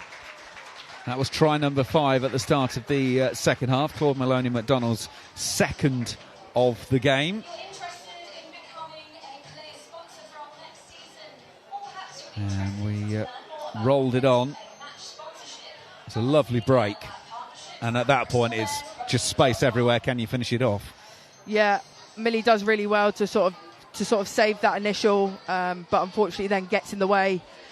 Does end up receiving a yellow card, but off of this, obviously Hope Rogers, a nice link up between the hooker and the loose head, and she goes in the corner. Yeah, absolutely. Ball turned over, but unfortunately the kick goes to Cleve Maloney McDonald, and Rogers, you are not going to stop from that distance. No, very tricky, very difficult to. So that was try number 6 of the afternoon, and Millie David into the sin bin. And that gave Francesca Granzotto a chance to come onto the pitch and make a serious impact. Yeah, again, it's that awareness and knowing that that line that she runs, the likelihood that it's going to be a weak shoulder tackle or there's going to be an opportunity to offload, they're almost preempting that that's going to happen, which it does. And again, like we saw in the first one, they're coming through at such an amount of speed that they don't need to break their stride, and then it's really difficult to stop really quick people that are running as quickly as they can. and you're having to chase back. And things were starting to get really stretched at this point, as Sabrina Poulan was almost given the freedom of Shaftesbury Park.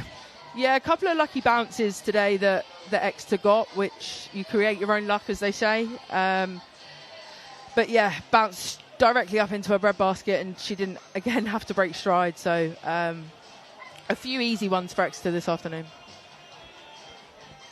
Look at those smiles. That's the smile of this is all going our way this afternoon. They know there'll be tougher days than this to come. And we rounded off with Granzotto's second. Elworthy just drifting out. And then the pass into the breadbasket. Yeah, another first phase move. And it's actually the work of this dummy runner there that just holds JDV for long enough that she can't get off. Millie Hyatt ends up being too high, which allows the Exeter player to get through and then give a really nice pass to put her winger away. So some really, really well-worked tries from Exeter there. A lot of first phase. And yeah, like I said, they look in really good shape at the moment. So we are done. We've already had the Trailfinders beating Hartbury last night, as you can see there. Harlequins are up on Leicester in their game. They got underway at 2:30, so they're coming up not a million miles away from half-time there. And then tomorrow, Lightning taking on Saracens, which will set us all up for the final weekend. All games 3 o'clock next Sunday. 3:30 next Sunday. All at the same time. Obviously, Harlequins will be done and dusted, so they will not be able to get any more points. So it's everything at the same time, so there's no advantage for anyone over everyone else. So we will work out exactly what the fixtures of the playoffs will be, who will take over and face each other, and that will be the final round.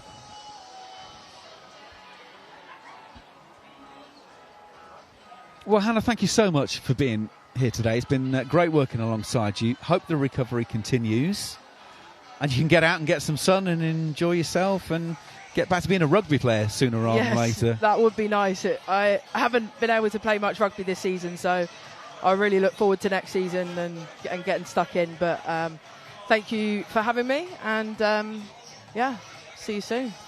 It's been a lot of fun bringing you this one, so we'll do it all again next weekend. Final games, final positions to be sorted.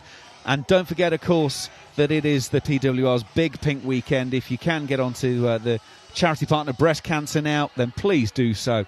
I'm sure they will be much appreciative of any help and assistance that you can give to them. But thank you from everyone here at Shaftesbury Park this afternoon. It's been the PWR. Bristol Bears taking on the Exeter Chiefs. I'm in my